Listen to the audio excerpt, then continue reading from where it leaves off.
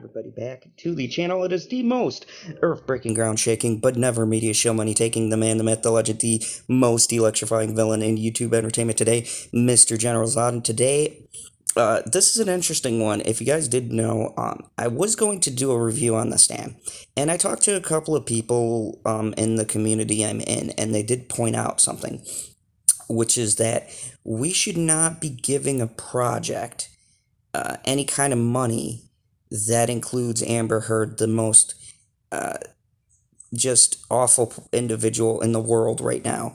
And I get CVS All Access for free due to my provider that I'm a part of. And I've also done reviews, so I've been forwarded some episodes. And I chose not to do a review because I don't even want to really have anything that pushes an opinion that may be favorable. Granted, I would say she's not really a driving force for this project, although she does have a main role in it. And in that interest, I'm going to do something a little different and read a review, because this miniseries has been released, like, to myself, 6 episodes, to the critics, but they are just hitting this hard. So I'm gonna go and browse through this article, but really highlight some things for you guys, and I'll link it in the description below so you can read it yourselves. But it's just really fascinating because it's not being well received, and I hate Whoopi Goldberg, but there are a few casts that I think were great. Uh, Alexander Skarsgård, who was from True Blood, and one of my favorite characters, Eric Northman. He does a fairly decent job, and of course the picture here, Whoopi Goldberg, she is very good with that Mother Abigail voice, and of course I like James Marsden. But it's interesting. So let's see what the critics are saying. They said back in January 2020, aka the good old days, HBO released its television Stephen King adaptation, The Outsider, which was amazing, based on a book that internalistically unsound as it's painfully overwritten. Richard Price still managed to make an absorbing, even exciting television show. And Richard Price, if you guys don't know, is the person making The Stand. So he was billed with this stand, and he wanted to do a different kind of spin. So they hit this right away. It says it also miscast. Now this is important, folks. It miscast nearly every role. So, The Stand isn't bolstered by a fleet of skilled actors, which is a big knock because Amber Heard is in this. So already they're saying that The Stand isn't bolstered by a fleet of good actors. In the original Stand, you had Gary Sinise, you had Ed Harris was in there. The old school television show had a different kind of feel. Also, proven talent struggled to find credible tone within the series' cleaned up TV sheen, and dirty allegory for good versus evil. Showrunner Benjamin Cavill, alongside of pilot director executive producer Josh Boone, as well as Stephen King's son Owen King serving as producer, stick to the book's story, save few choices likely considered too dark for mainstream audiences, which is why it's about the apocalypse. Not to mention, it's pretty relevant to what we're going on with now. As a curious choice to introduce the TV series via flashback structure, The Stand sets out with a hazmat-clad cleanup crew digging dead bodies out of a house near Boulder, Colorado, before they say the epidemic story jumps back 5 months, properly introducing Harold, Owen Tegan. A few days earlier, Harold is an aspiring writer of the dark web reader, an altogether angry young man. When he falls off of his bike after being chased by bullies who were on foot, which is so nonsensical, Harold to wonder out loud if they're T-1000s. He plods home with a cracked laptop screen for the rest of us, presumably operational computer is in half while screaming into the void. Harold is also hopelessly infatuated with Franny Goldsman, Odessa Young. And if you guys remember the original series, Harold screws over the group because he can't have Franny. She's in love with our main character, Stu. So there was a little compelling drama there. I want to get to the more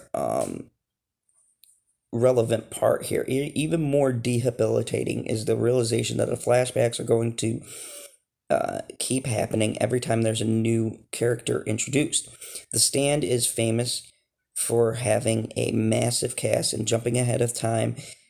We go past the pandemic is a sound instinct. The show's viral outbreak is close enough to reality to remind viewers what's going on outside, but far too extreme to provide meaningful parallels.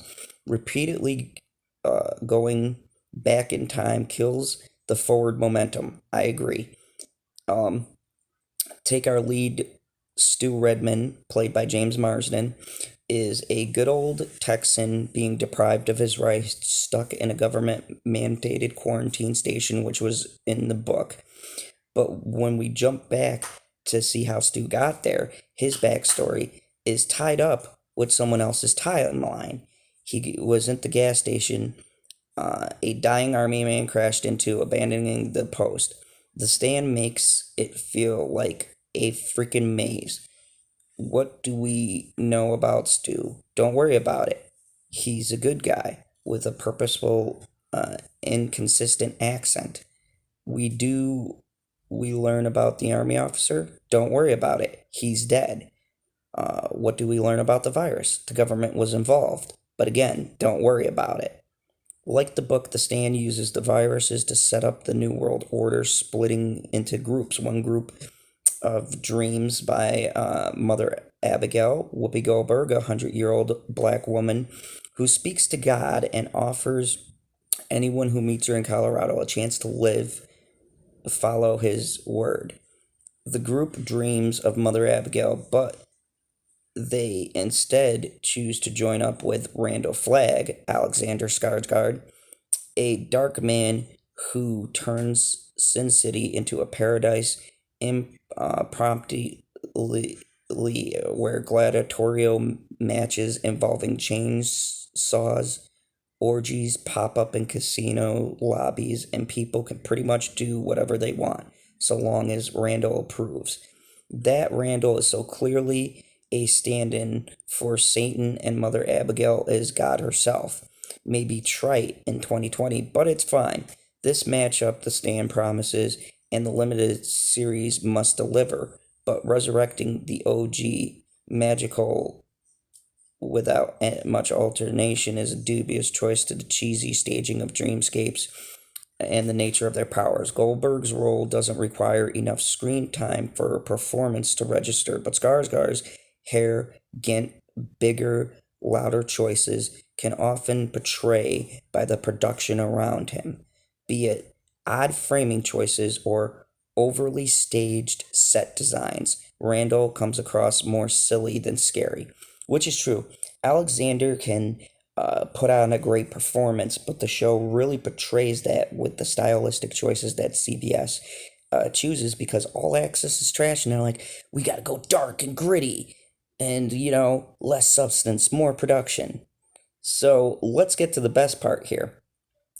You guessed it, a drug problem. Amber Heard, as Nadine Cross, is defined by her devious sexual appetites and salvation through Mother Abigail. I'd like to just point out, this seems like a really perfect role for her.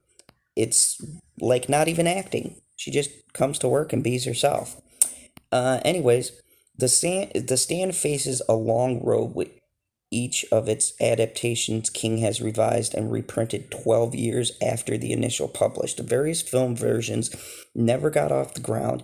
The 1994 ABC miniseries was well received at the time, but it's distinctly a product of its time. Perhaps that's where it's belonged. Even with a new ending penned by King himself coming up, the CBS All Access take feels like it's stuck in time. Half cheesy, made for broadcast event series, half a gritty, all too dark dive into the bottom of the barrel of prestige TV. Maybe it's time to set this story down.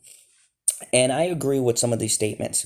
This feels like a show that struggles with itself to find the tone and the pacing, and exactly there's two different types of styles pulling at this.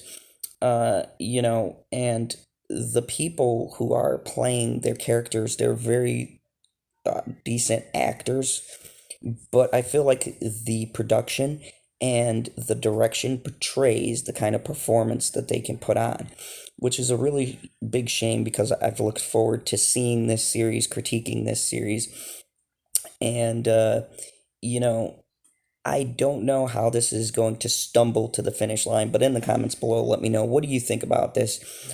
It's being pretty hit hard by critics. I would have thought with something with Amber Shill being in it would be gloriously received, but everyone across the board is being slammed on this, and I think rightfully so. It's a shame that Owen King is involved in this. I feel like CBS is controlling a lot of how they want to portray this. So in the comments below, let me know. What do you think about this? Do you think this is another product of studio interference once again? Do you think that this is something that should have just been shelved? And do you think that, as a fan of The Stand, if you are, that this betrays the old series? Do you think we should have just stuck with the ABC series with Gary Sinise, Ed Harris, the guy from Coach? I'm sorry, I don't remember his name. Rob Lowe. I mean, the list goes on. So let me know down below. If you're new to the channel, hit that subscribe button. If you like this video, smash that like button. And as always, remember the only rule here in the fandom zone: kneel before General Zod.